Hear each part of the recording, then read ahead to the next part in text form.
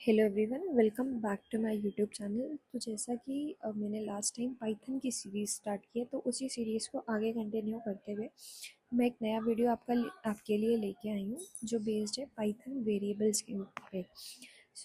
मैंने अभी आपको पाइथन इंस्टॉलेशन नहीं बताया है या फिर कैसे कोड करते हैं वो नहीं बताया, बिकॉज किसी भी प्रोग्रामिंग लैंग्वेज में आपको उसकी बेसिक कंसेप्ट प्रोग्रामिंग के समझने बहुत ज़रूरी है। इसलिए पहले मैं कुछ कुछ कंसेप्ट्स लेके आऊँगी, उसके बाद मैं आपको पाइथन इंस्टॉलेशन और कैसे कोड लिख के सेव करना है, रन करना है, सारी चीज़ें बताऊँगी। स्टार्ट करते हैं पाइथन वेरिएबल्स पे। सो वेरिएबल्स है बेसिकली एक तरीके से कंटेनर है जिसमें आप कोई वैल्यू स्टोर कर सकते हो। किस पर्पज़ के लिए वैल्यू स्टोर कर रहे हो? कि आप उसको दोबारा से ईजिली रीयूज़ करो। ठीक है, तो फॉर एग्जांपल अगर हम नेम की बात करें, जब भी आप कोई फॉर्म भरते हो या कहीं पे भी नेम की बात होती है, तो नेम क्या है, एक बहुत डायनामिक वेरिएबल है। आप किसी का भी नाम वहाँ पे लिख सकते हो। तो एग्जांपल मैंने जैसे लिया है कि एज एज यहाँ पे इक्वल्स का साइन है, इसको हम इक्वल्स नहीं पढ़ेंगे, यहाँ पे गेट्स पढ़ेंगे। एज गेट्स 25, किसी एज 25 हो सकती है, किसी की 35 हो सकती है, किसी की 10 हो सकती है। एज क्या हो गया? वेरिएबल हो गया। आप अगर इसको रियल लाइफ से कनेक्ट करोगे, खुद सोचोगे, तो आपको ऐसे बहुत सारे एग्जाम्पल्स मिलेंगे जो एक तरीके से वेरिएबल। तो सिंपल टर्म्स में बात करूँ, जिसकी वैल्यू वेरी होती रहती है, वो हो गया आपका वेरिएबल। नेक्स्ट है वेरिएबल पे कैसे वैल्यू असाइन करेंगे।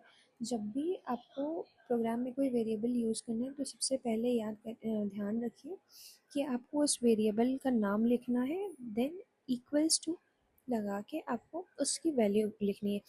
तो पाइथन में सबसे बेस्ट चीज़ क्या है, जब भी अगर आपको कोई वेरिएबल पे कोई वैल्यू असाइन करो, तो वहाँ पे आपको उसका टाइप बताने की ज़रूरत नहीं है। सिंपल आपको वेरिएबल का नाम देना और वैल्यू लिखनी है जो भी उसमें स्टोर करनी है आपको। ठीक है, तो इमीडिएटली पाइथन एक वेरिएबल आपके लिए क्रिएट कर देगा। नेक्स्ट, नेमिंग रूल्स और कन्वेंशन क्या है। वेरिएबल को हमेशा, जब भी आप वेरिएबल डिफाइन कर रहे हो, तो आप हमेशा याद रखो जिस पर्पस के लिए आप वेरिएबल बना रहे हो वो रिलेटेड हो। फॉर एग्जांपल, आपने अगर एलजेब्रा मैथ्स पढ़ी है, तो उसमें हम एक्स यूज़ करते हैं, वाई यूज़ करते हैं, पी क्यू यूज़ करते हैं। तो वो एक तरीके से वेरिएबल है जिसकी वैल्यू एट द एंड जब हम पूरा प्रॉब्लम सॉल्व कर लेते हैं तब मिलती है। तो सेम वे में यहाँ पे भी हम वेरिएबल उसी तरीके से आप उसको रिलेट कर लो। तो ऐसा नहीं है कि आपने X Y A B C कुछ भी यूज़ कर लिया। अगर आपको सपोज यूज़र से नेम लेना है या किसी का नाम डिस्प्ले कराना है, तो वहाँ पे आप लिखो नेम, या एज लेनी है तो एज। तो रिलेटेड वेरिएबल्स को लीजिए, सो दैट जिससे कि आप आगे जाके कंफ्यूज ना। तो एक रूल है कि हमेशा जब भी आप वेरिएबल का नाम डिफाइन करोगे, उसमें लेटर, नंबर और अंडरस्कोर का यूज़ करना है। सिर्फ नेम लेटर्स भी होंगे तो भी चलेगा। इट्स नॉट नेसेसरी कि उसमें नंबर और अंडरस्कोर होना ही चाहिए। जो वेरिएबल का नाम होगा वो या तो फिर आपका लेटर से स्टार्ट होगा या फिर अंडरस्कोर से। ऐसा नहीं हो सकता आपने लिख दिया टू एज, टू डेटा, ऐसा कुछ नहीं। ठीक है, हमेशा वो लेटर से या अंडरस्कोर से क्रिएट होगा। जैसे अगर आप यहाँ पे एग्जांपल्स देखो, तो मैंने गुड और बैड, गुड वेरिएबल्स के एग्जांपल दिए, देन जो चीज़ें अवॉइड करनी है उसका भी हमें दिया हुआ है। फिर स्पेसेस या फिर इस तरीके के कोई भी स्पेशल सिंबल्स का हमें नहीं यूज़ करना है। नेम्स पाइथन में केस सेंसिटिव है। अगर आपने एज पूरा स्मॉल में लिखा है और एक वेरिएबल ऐसे डिफाइन किया जिसमें एक कैपिटल कर दिया, तो वो दोनों ही डिफरेंट डिफरेंट वेरिएबल्स हो जाएंगे। सपोज आपने डिक्लेयर किया एज इक्वल्स टू 30, नीचे जाके आप प्रोग्राम में कहीं पे कोड में लाइन यूज़ कर रहे हो जहाँ पे वेरिएबल आप दे रहे हो कैपिटल ए जी ई, तो प्रोग्राम में आपके एरर आएगी। क्यों? क्योंकि आपने डिफाइन किया एज जो कंप्लीट स्मॉल है। ठीक है, और पाइथन के कीवर्ड्स अवॉइड करने हैं कभी भी। ये किसी भी लैंग्वेज में वेरिएबल बनाने के यही सेम रूल्स होते हैं कि उसके जो कीवर्ड्स हैं, जैसे प्रिंट है वो एक फंक्शन है, बट उसका वो एक डिफाइंड कीवर्ड है जिसकी फंक्शनैलिटी पहले से पाइथन के कंपाइलर को पता है। देन इफ़, क्लास, ये सारे एक तरीके से कीवर्ड्स हैं। हमेशा आप लोअर स्नेक केस को ही यूज़ करें, ताकि जिससे कि आपका वेरिएबल नेम रीडेबल बने। देन कौन से तरीके के कॉमन डेटा टाइप्स होते हैं? इंटीजर्स जो होल नंबर्स को स्टोर करते हैं, फ्लोट दैट इज़ जो डेसिमल वैल्यूज़ को स्टोर करते हैं, एस टी आर मीन्स हो गया स्ट्रिंग जो टेक्स्ट को स्टोर करता है। अगर आपने डबल इन्वर्टेड कॉमास में कुछ भी लिख दिया तो वो एक तरीके से स्ट्रिंग हो गई। बूलियन मीन्स ट्रू या फॉल्स की जो वैल्यू को लेता है। और बाकी लेटर ऑन आप ये लिस्ट हो गया, टपल हो गया, ये सारी चीज़ें को हम और आगे एक्सप्लोर कर सकते हैं। ये मैं नेक्स्ट वीडियोज़ में कभी कवर कर लूँगी।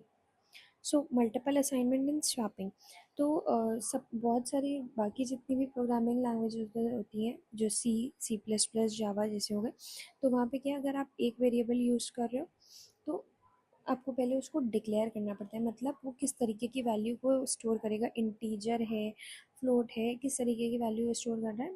देन आप उसकी मतलब सेम लाइन पे आप डिक्लेरेशन और असाइनमेंट कर सकते हो उसमें, या फिर आप अलग लाइन पे डिक्लेरेशन करो, अलग लाइन पे असाइनमेंट करो। बट एक उस पर आप एक ही वेरिएबल को डिफाइन कर सकते हो, बट सेम लाइन पे भी डिफाइन कर सकते हो, but that's a different way. Suppose आपने लिखा age equals 25, name equal XYZ, तो बट वहाँ पे कॉमा लग रहा है, वहाँ पे बहुत क्लियर हो रहा है कि नेम में XYZ जाएगा और एज में 25 जाएगा। बट यहाँ पे क्या है, मल्टीपल असाइनमेंट इन स्वैपिंग, आपने लिखा A, B, C और इक्वल्स टू लगा के 1, 2, 3 लिख दिया। सो यहाँ पे बहुत क्लियर हो रहा है कि A की जो वैल्यू होगी वो 1 होगी, B की 2 होगी, C की वैल्यू जो होगी 3 होगी। आप मल्टीपल वेरिएबल्स को सेम वैल्यू असाइन कर सकते हो। ये x equal Y equals to 0 लिखा है, दैट मीन्स x और y दोनों की वैल्यू 0 होगी। अब swap in one step, swapping कैसे होगी, फॉर एग्जाम्पल यहाँ पे लिखा है A, B equal B, A। Suppose करिए A की वैल्यू 1 है, B की 2 है। जब आप ऐसे B, A लिख दोगे, मतलब A की वैल्यू 2 हो जाएगी और B की जो वैल्यू है वो 1 हो जाएगी, मतलब जो A की वैल्यू हमने यहाँ पे B को असाइन कर दी। नेक्स्ट, कॉमन मिस्टेक्स जो सब लोग करते हैं और क्या बेस्ट प्रैक्टिसेस हमें फॉलो करने चाहिए, कि हम कोई भी वेग सा नेम दे देते हैं, XYZ PQR। मैंने भी अपनी PPT में, अगर हम एग्जांपल लें तो इससे पहले वाली स्लाइड में हमने क्या किया, ABC नॉर्मल लिया है, ठीक है। बट हम क्या कर सकते हैं, बेटर जो descriptive names, clear descriptive names का यूज़ करें, जिससे कि आपको समझ में आए। वेरिएबल्स को कभी भी जब भी आप यूज़ करें उससे पहले उसको वैल्यू असाइन करें, लोअर स्नेक केस को ही यूज़ करें। दैट मीन्स कि अगर आपको यूज़र से नेम लेना है तो अगर आप उसको यूज़र नेम लिख रहे हो तो ऐसा नहीं, अगर आप ऐसा कर रहे हो यूज़र नेम कंप्लीट एक साथ लिख दे रहे हो, दैट इज़ ओके। बट एक जो बेस्ट प्रैक्टिस होगी वो होगी यूज़र अंडरस्कोर नेम, इससे क्या आपकी रीडेबिलिटी बढ़ रही है। ओवर राइटिंग बिल्टन्स, ये जो लिस्ट STR सम, ये कुछ बिल्टन फंक्शनैलिटीज़ हैं, आप इनको ओवर राइट ना करें, बेटर होगा। ये हमने ऑलरेडी डिस्कस कर लिया। असाइन अ वैल्यू, बिना जब भी आप कोई वेरिएबल यूज़ करें तो वो पहले वेरिएबल में वैल्यू असाइन करें, उसके बाद वो वेरिएबल यूज़ करें। मिक्सिंग, टाइप मिक्सिंग ना करें, दैट इज़ कि आपने कहीं x = 5 लिखा है और फिर आप उसको स्ट्रिंग्स में लिख रहे हो। अगर 5 है तो उसको स्ट्रिंग्स में लिखने की नीड नहीं है, because that is a number, तो आप सिंपली उसको x = 5 लिख सकते हो। और हर एक वेरिएबल का एक क्लियर पर्पस होना चाहिए।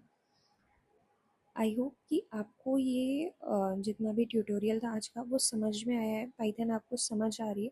सो आप इसी को और थोड़ा एक्सप्लोर खुद से भी कर सकते हैं। कोई भी क्वेश्चंस हो, कोई भी डाउट हो, आप ज़रूर कमेंट में ड्रॉप करें, मैं उसको आंसर करूँगी। एंड अगर आप चैनल पर नए हो तो सब्सक्राइब करिए, और अगर आप पुराने यूज़र हैं जिन्होंने ऑलरेडी सब्सक्राइब कर रखा है तो लाइक करें एंड शेयर करें। Thank you so much for watching, have a good day, bye bye.